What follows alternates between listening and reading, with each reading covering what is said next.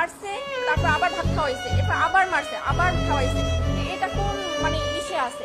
ঢাকা বিশ্ববিদ্যালয়ের শিক্ষার্থীরা মাসুদ কামাল তোফাজ্জলকে পিটিয়ে নির্মমভাবে হত্যা করেছে। এমন নির্দয় খুনের ঘটনায় প্রতিবাদ জানাচ্ছেন সারা দেশের মানুষ। বিষয়টি নিয়ে সরব হয়েছেন জনপ্রিয় অভিনেত্রী অপু বিশ্বাস।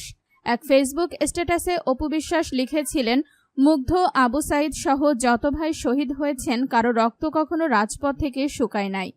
শত শত ভাই এখনো হাসপাতালে, পা নাই, চোখ নাই, কতজন নিখোঁজ এখনো। আর আপনারাও আর একটা ভাতের হোটেল খুলে বসলেন, যেখানে পেট চুক্তি ভাত খাওয়াইয়া মানুষ পিটায় মারেন।